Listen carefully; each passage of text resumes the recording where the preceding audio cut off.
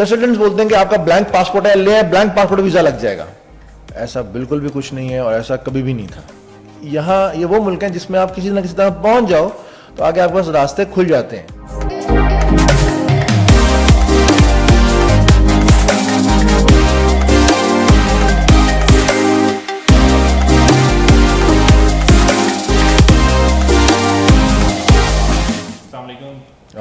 अल्लाह का शुक्र है। अबू बकर कैसे हो आप? अल्हम्दुलिल्लाह ठीक ठाक। पाकिस्तान के बारे में एक सवाल था कि वीज़ा कोटा सिस्टम पाकिस्तान का कोई छक्का लग गया, क्या चक्कर है? हर बंदा धड़ाधड़ बाहर जाने के चक्करों में। नहीं यार, ऐसा अबू बकर ऐसा कुछ भी नहीं है।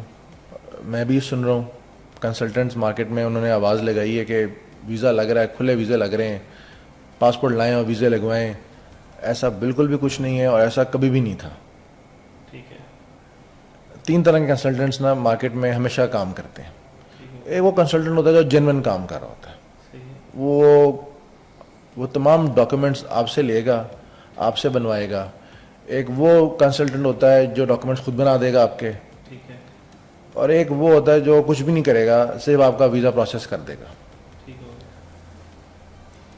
ये दुनिया में जितने अच्छे मुल्क हैं, अच्छे मुल्क से मुराद वो मुल्क जो विजिट वीज़े पे आने के बाद आपको नेशनलिटी देते हैं। ठीक है। जिनमें अमेरिका हो गया, देते नहीं है, मतलब ये है कि विजिट वीज़े पे आप जब चले जाते हो तो कोई ना कोई रास्ता खुल जाता है नेशनैलिटी का।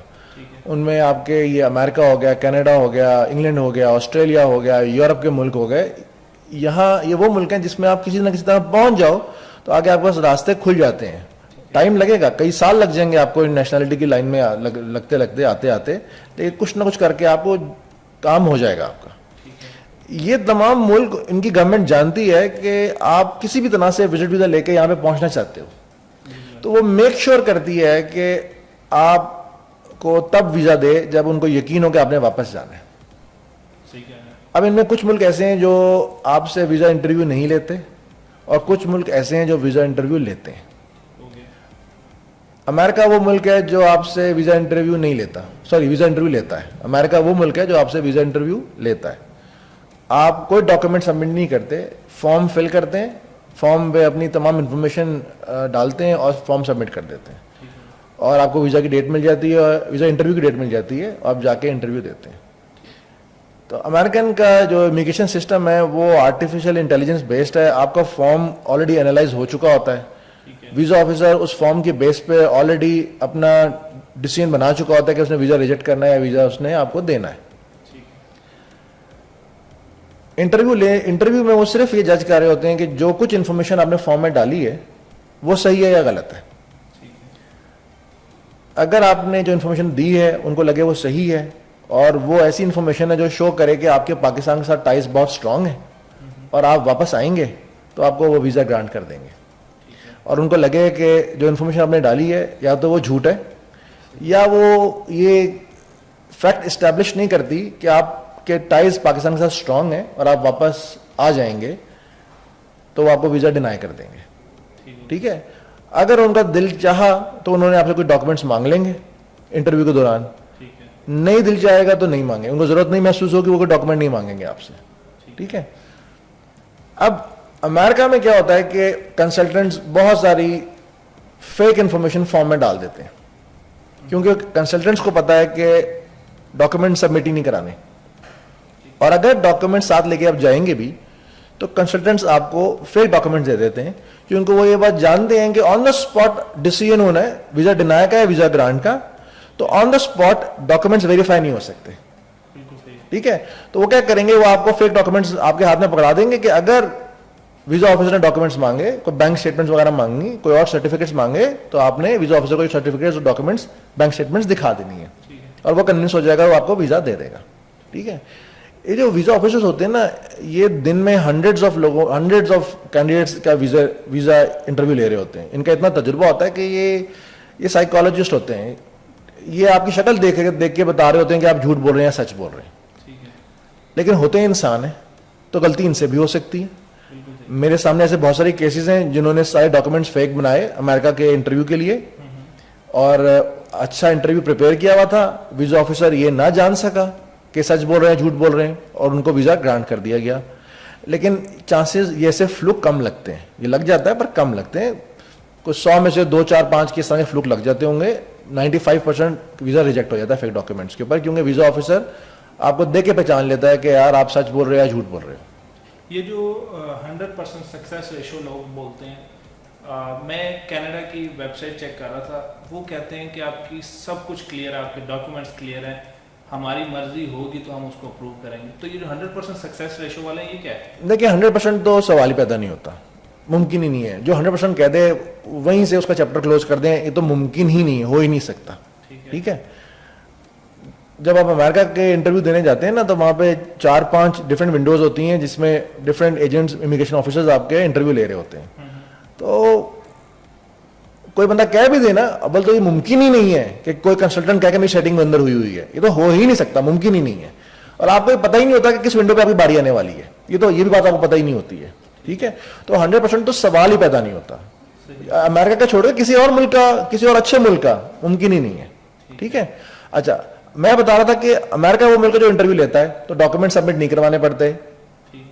बाकी के मुल्क, इंग्लैंड हो गया, कनाडा हो गया, ऑस्ट्रेलिया हो गया, ये वो मुल्क हैं जो इंटरव्यू नहीं लेते। अब आपने डॉक्यूमेंट सबमिट करवाने हैं, क्योंकि वो इंटरव्यू तो ले नहीं रहे कि वो जाने कि आप सच बोल रहे हैं या झूठ बोल रहे हैं। अब आपने डॉक्यूमेंट्स देने हैं जो कि वेरीफाई भी हो सकते हैं और हो जाते हैं वेरीफाई। ठीक है। कनाडा, इंग्लैंड, ऑस्ट्रेलिया डॉक्यूमेंट्स पे बेस पे जाएंगे। मुल्क कोई भी हो अबू बकर, अगर आप विजिट वीजे पे जा रहे हैं ना, तो आपने ये बात स्टैब्लिश करनी है कि आपके पाकिस्तान के साथ टाई स्ट्रांग है। आप पाकिस्तान में इतने पैसे कमाते हैं कि आपको विजिट वीजे पे जाके वहां पे इलीगल रहने की जरूरत नहीं है। आप पाकिस्तान में आपकी इतनी प्रॉपर्टी है कि उसको छोड़ के आप वहां पे इलीगल रहने के लिए क्यों जाएंगे? आप पाकिस्तान में अच्छा बिजनेस है कि उसको छोड़ के आप बाहर के मुल्क में जाके क्यों इलीगल होकर जलीलो ख्वार होंगे, और कई सालों बाद जाके नेशनलिटी मिलेगी तो आप शटल होंगे। तो आपने अपने टाइज को स्टैब्लिश करना होता है। ठीक है। मुल्क कोई भी होगा। अब लोग क्या करते हैं, कंसल्टेंट्स बोलते हैं कि आपका ब्लैंक पासपोर्ट है, ले ब्लैंक पासपोर्ट वीजा लग जाएगा। देखें, ब्लैंक पासपोर्ट आप सबमिट करा रहे हैं और कह रहे हैं कि आप टूरिस्ट हैं। वीजा ऑफिसर पागल है कि अगर आप टूरिस्ट हैं तो आपने पहला वीजा ये अमेरिका का अप्लाई करना था, ये कनाडा का अप्लाई करना था, ये इंग्लैंड का, ऑस्ट्रेलिया का अप्लाई करना था। आप मिडल ईस्ट में तो आज तक नहीं गए, आप थाईलैंड, मलेशिया, इंडोनेशिया तो आप लोग आज तक नहीं गए, आप मालदीव तो कभी गए ही नहीं, आप ये अजरबैजान तो कभी गए नहीं। आपने पहला वीजा टूरिस्ट, आप टूरिस्ट हो, पहला वीजा आपको इतने बड़े मुल्क का आप लगवाने चले गए हैं। तो भाई ब्लैंक पासपोर्ट्स पे इस तरह से वीजे स्टैंप नहीं होते। टूरिस्ट अगर आप हैं तो आपकी टूरिज्म हिस्ट्री होनी चाहिए, ऐसे आपका टूरिस्ट वीजा नहीं लग जाता। ठीक है। अब उसका भी एक तरीका होता है। उसका तरीका क्या होता है कि आप इन्विटेशन लेते हैं उन मुल्कों से कि हमें वहां पे हम किसी से मिलना, आप टूरिस्ट नहीं हैं, आप कहते हैं हम विजिट पे जा रहे हैं, हम किसी से मिलने जा रहे हैं। अब आपको आपका कोई वहां पे फैमिली मेंबर होगा जो कहेगा ये मुझसे मिलने के लिए आ रहा है। ठीक है। इन मुल्कों के अंदर इस तरह से होता है।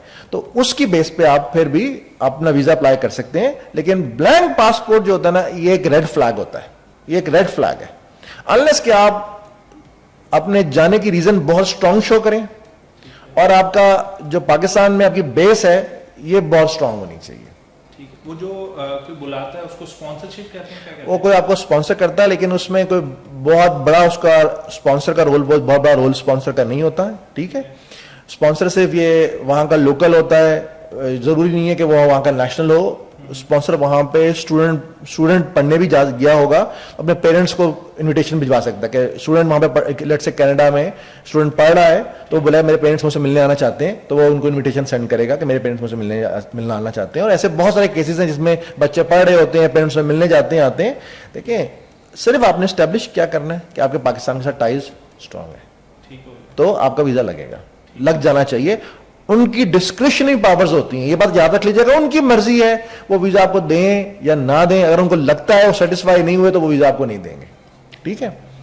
अब बहुत सारे कंसल्टेंट्स हैं कहते हैं डन बेसिस पे, हमसे जी डन बेसिस पे करा लें, कनाडा का, अमेरिका का, इन मुल्कों का वीजा जी 20 लाख रुपए में, 25 लाख रुपए में डन बेसिस पे वीजा लगेगा तो पैसे दीजिएगा, वीजा नहीं लगेगा तो पैसे ना दीजिएगा। आपने सिर्फ हमें प्रोसेसिंग फीस देनी है और वीजा एप्लीकेशन फीस वगैरह आपने हमें जमा करानी है, वो दें हम, क्योंकि हम अपने पैसे आपसे 20 लाख 25 लाख वीजा लगने के बाद ले लेंगे। वो क्या होता है, वो कुछ भी नहीं करते। वो पासपोर्ट रिक्वेस्ट उठाते हैं, केस बनाते हैं, उल्टा सीधा केस बनाते हैं, फेक केस बनाते हैं, फेक डॉक्यूमेंट्स लगाते हैं और वीजा अप्लाई कर देते हैं। 50 लोगों का वो वीजा अप्लाई करेंगे, 100 लोगों के वीजा अप्लाई करेंगे, लाख लाख रुपए उनसे लेंगे, ये कह के कि ये वीजा एप्लीकेशन फीस है, लाख में से 50,000 रुपए वीजा एप्लीकेशन प्रोसेसिंग फीस होगी, 50,000 रुपए उनके अपने होंगे, ठीक है। बाकी के 20-25 लाख उन्होंने जो लेने हैं वो वीजा लगने के बाद लेने हैं। जो 100 लोगों को अप्लाई करेंगे, किसी एक अलग का फ्लूक लग जाएगा, कोई 2 का फ्लूक लग जाएंगे, उनको तो 20-20, 25-25 लाख ले रहे हैं, तो उन्होंने 50 लाख साइड पे कर लिए, वो सक्सेस स्टोरी बनी। वो 100 में से 2 के लग गए, 1 का लग गया, बाकी 97, 98, 99 रिजेक्ट हो जाएंगे वीजे, उनका तो कुछ भी नहीं जाता। हाँ, आपके केस के साथ फेक डॉक्यूमेंट जमा हुए थे, वीजा अगर फेक डॉक्यूमेंट्स की बेस पे रिजेक्ट हुआ है और आपका फेक डॉक्यूमेंट पकड़ा गया है, तो आप 5 साल के लिए आप पे बाढ़ लग गए, आप 5 साल दोबारा वीजा उस मुल्क का दोबारा अप्लाई नहीं कर सकते, आपकी हिस्ट्री खराब हो गई अब, ठीक है। उसमें उस कंसल्टेंट का कुछ भी नहीं जाता, वो तो फ्लूक के चक्कर में है कि 100 लोगों का अप्लाई करूंगा, किसी 1-2 का तो लग जाएगा, मेरे पैसे बन जाएंगे, ठीक है। तो ये सब कंसल्टेंट्स ने खुद से बनाया हुआ है। इस वक्त मैं देख रहा हूँ टिकटॉक पे, इंस्टाग्राम पे, फेसबुक पे कंसल्टेंट्स की ऐड चल रही हैं, जी वीज़ा लगाएं, कनाडा का वीज़ा लगाएं, वीज़ा लग रहे हैं, खुले वीज़ा लग रहे हैं, इंग्लैंड के वीज़े लग रहे हैं, ठीक है। ये मैंने आपको पूरी उसकी कहानी सुना दी है कि अनलेस और अनटिल आप पाकिस्तान के साथ अपने स्ट्रॉन्ग टाइज को शो नहीं करेंगे, तो वीज़ा ऑफिसर कन्विंस नहीं होगा कि आपने वापस आना है, आपका वीज़ा रिजेक्ट हो जाएगा। एक लास्ट क्वेश्चन मुझे आपसे जानना है, जेन्युइन कंसल्टेंट कैसे फिगर आउट करें? लेकिन जेन्युइन कंसल्टेंट वो होगा जो आपको पहले बता देगा कि यार आपके टाइज पाकिस्तान के साथ स्टैब्लिश नहीं हो रहे, स्ट्रॉन्ग टाइज स्टैब्लिश नहीं हो रहे। इन डॉक्यूमेंट्स की बेस के ऊपर जो आप मुझे दे रहे हैं, आपका वीजा रिजेक्ट हो जाएगा। अब आपको कंसल्टेंट गाइड करेगा कि आपने टाइज को स्ट्रॉन्ग कैसे करना है। टाइज को स्ट्रॉन्ग करने के ना बहुत सारे तरीके होते हैं, कुछ जेन्युइन तरीके होते हैं और कुछ गलत तरीके होते हैं। फिलहाल हम इस बात को डिस्कस नहीं करते कि कौन से जेन्युइन है और कौन से गलत तरीके हैं। अच्छा कंसल्टेंट आपको पूरा गाइड करेगा। मैं आपको मिसाल देता हूं, छोटी सी एग्जांपल देने लगा हूं। फर्स्ट करें, कंसल्टेंट कहता है कि यार आपके बैंक स्टेटमेंट में कोई 30-40 लाख रुपए 3 महीने से पड़े होने चाहिए, मिसाल दे रहा हूं, आप शो करें। अब जो एप्लीकेंट है वो बोलता है भाई मेरे पास तो 30-40 लाख रुपए नहीं है बैंक स्टेटमेंट में रखने के लिए, और वो भी 3 महीने के लिए रखने के लिए नहीं है, ठीक है। तो कंसल्टेंट बोलेगा कि यार ठीक है, मैं आपकी ना किसी से डील करवा देता हूँ, वो फला फला बंदा है, वो इन्वेस्टर है, वो आपके अकाउंट में 30-40 लाख रुपए 3 महीने के लिए होल्ड करेगा, और 3 महीने के बाद आप बैंक स्टेटमेंट निकलवाएं, वीजा अप्लाई करें, जब आपका वीजा लग के आ जाएगा, जो भी आपको रिजल्ट आ जाएगा तो वो पैसे निकाल लेगा आपको। लेकिन चूंकि वो 30 लाख रखवा रहा है आपके अकाउंट में, तो वो आपसे 2, 3, 4, 5 लाख आपसे वो चार्ज करेगा, ठीक है। अब उसने आपको रास्ता दिखा दिया कि यार ये एक तरीका है जिससे बैंक स्टेटमेंट जेन्युइन बनती है। अब वो चाहता है तो वो आपकी फेक बैंक स्टेटमेंट बनवा देता, लेकिन अगर वो फेक बैंक स्टेटमेंट बनवा देगा, वो पकड़ी गई, तो आपको 5 साल के लिए आप आउट हो गए, आप पे बैन लग गया, 5 साल के लिए आप बार्ड हो चुके हैं, आप अब वीजा अप्लाई नहीं कर सकते, ठीक है। तो जेन्युइन कंसल्टेंट आपको गाइड करेगा कि देखिए आपके नाम पे कोई प्रॉपर्टी नहीं है, यहाँ पे पाकिस्तान में कोई प्रॉपर्टी आपके नाम पे नहीं है, कोई प्रॉपर्टी नाम पे ट्रांसफर करवाएं। जेन्युइन कंसल्टेंट आपको बताएगा कि भाई आपके टैक्स रिटर्न्स आप सबमिट करवाते हैं, और दिखाएं टैक्स रिटर्न्स कहां पे हैं, वो टैक्स रिटर्न्स क्या शो करते हैं कि आप कितना टैक्स पे कर रहे हैं, आपकी सालाना एनुअल इनकम कितनी है, दिखाएं। ये वो चीजें हैं जो आपके पाकिस्तान से टाइज को स्टैब्लिश करती हैं, ठीक है। आपके 20 बच्चे यहां पे हैं, आप अकेले जा रहे हैं, अब 20 बच्चे यहां पे हैं, तो आपका वापस आने का चांस है कि वापस आ सकते हैं। ये एक और टाइज होती है, टाइज और स्ट्रांग हो रहे हैं आपके, ठीक है। तो ये डिफरेंट तरीके हैं जिनसे आप अपने टाइज को स्टैब्लिश करते हैं, और जेन्युइन कंसल्टेंट आपको प्रॉपर गाइड करता है इन चीजों के ऊपर। जिसने अपने पैसे लेने हैं वो बोलेगा यार सब मैं कर लूंगा, आप छोड़ें, क्योंकि उसको पता होता है आप ही कर ही नहीं सकते। उसको पता होता है कि आप इतने पैसे खर्च करेंगे ही नहीं, 4, 5, 7, 8 लाख आपने खर्च करने नहीं विजिट वीजा के ऊपर, वो जानता होता है। वो कहता है जो आ रहा है वो तो आए ना मेरे पास कम से कम, तो वो आपसे लाख रुपए पकड़ता है, आपका वीजा अप्लाई करके फेक डॉक्यूमेंट बना के अप्लाई करवा देता है, आपको देखी जाएगी, जो होगा भी देखी जाएगी। ठीक हो गया। तो इसका एंड कंक्लूजन ये निकला कि कंसल्टेंट फाइंड आउट करने से पहले हम लोग पहले अपना चेक कर लें कि हमारे पास वो सब डॉक्यूमेंट्स में चीज़ें हैं या नहीं। लेट सपोज 3 to 4 मिलियन की आपने बोला कि बैंक ट्रांजैक्शंस होनी चाहिए, या फिर आपके नाम पे कोई प्रॉपर्टी होनी चाहिए, ताकि आपका केस सॉलिड बने। बिल्कुल, ज़रूरी नहीं कि 3 to 4 मिलियन की बैंक स्टेटमेंट हो, ये ज़रूरी नहीं होता। मैं आपको मिसाल देता हूँ। फर्ज करें एक बंदा महीने के 10 लाख रुपए कमा रहा है, ठीक है, वो 10 लाख रुपए कमा रहा है महीने के, वो 5-7 लाख रुपए खर्च कर देता है, 2-3 लाख रुपए सेव कर लेता है, ठीक है। तो अब उसकी स्टेटमेंट शो कर रही है कि हर महीने उसके अकाउंट में 10 लाख रुपए आ रहे हैं, ये स्पेंड हो रहे हैं, बाकी वो सेव कर रहा है। उसका जो एनुअल टैक्स रिटर्न्स है वो शो कर रहा है कि उसकी सैलरी 10 लाख रुपए है, वो उस पर टैक्स पे कर रहा है, ठीक है। उसकी जो सेविंग है उससे उसने कोई प्लॉट लिया है, कोई गाड़ी ली है, गाड़ी उसके नाम के ऊपर है। तो ये अब एक जेन्युइन एप्लीकेंट है, जरूरी नहीं है उसके पास 40-50 लाख उसके अकाउंट में पड़ा हो, ये बात जरूरी नहीं होती, क्योंकि 40-50 लाख रुपए अकाउंट में रखता नहीं है, क्योंकि आपने 40-50 लाख रख के करना क्या है, रुपया तो डिवैल्यू हो रहा है।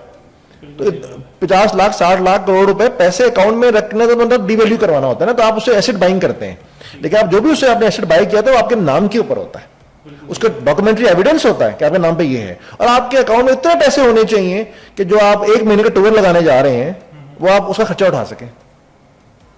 बिल्कुल सही कह रहे हैं आप। ठीक है, तो ये है सारी जो वीजे की कहानी है।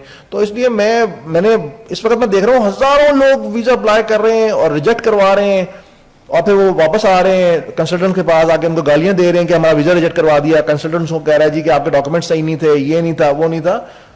तो आप कंसल्टेंट्स की झूठी उम्मीद पे मत रहें। आपको पहले बता दिया है कि आपने खुद सोचना है कि क्या पाकिस्तान में आपके पास रहने की कोई वजह है, कोई स्ट्रॉन्ग टाइज हैं, क्या आप वापस आएंगे। अगर आपको ऑलरेडी पता है कि आपने वापस नहीं आना, तो यकीन रखें आपसे पहले वीजा ऑफिसर को पता है कि आपने वापस नहीं आना, क्योंकि उसका रोज का काम है। आपने तो साल में 5 सालों में आप एक मतलब अपना वीजा अप्लाई कर रहे हैं ना, वो दिन में 100 लोगों के इंटरव्यू लेता है, वो दिन में हंड्रेड्स ऑफ फाइल्स वो लोग वेरीफाई कर रहे होते हैं, उनको पता होता है कि क्या होने वाला है। ठीक है, तो ये है सारी स्टोरी।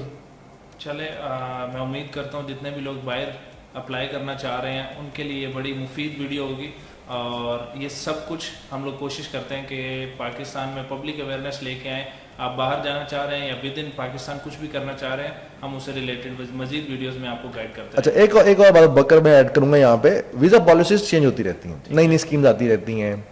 हम अपने आप को काफ़ी अप टू डेट रखते हैं, क्योंकि हमने आना जाना हमारा लगा रहता है हम लोगों का। ठीक है, तो हम क्या करते हैं कि हम अपने व्यूअर्स को कहते हैं कि यार उन्हें कोई मशवरा चाहिए ना, वो हमें मैसेज करें, हम उनको मशवरा दे देंगे। हम कंसल्टेंट नहीं है, हम आपका केस फाइल नहीं करेंगे, हम कुछ भी नहीं करेंगे, हम आपसे कभी कोई पैसे भी नहीं लेंगे, कुछ नहीं करेंगे, हम आपको फ्री मशवरा दे देंगे।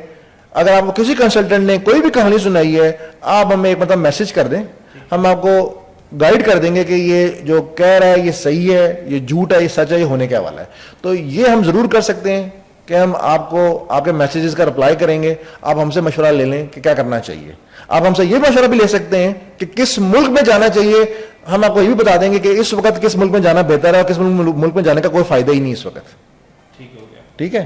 मैं उम्मीद करता हूँ ये वीडियो आप लोगों के लिए बहुत फ़ायदेमंद होगी, और इस वीडियो के थ्रू आप में से जो लोग भी बाहर जाने का इरादा रखते हैं, अपनी लाइफ में कंफ्यूज्ड हैं, तो आप हमें मैसेज करिएगा, we would love to help you. Thank you. अल्लाह हाफिज़।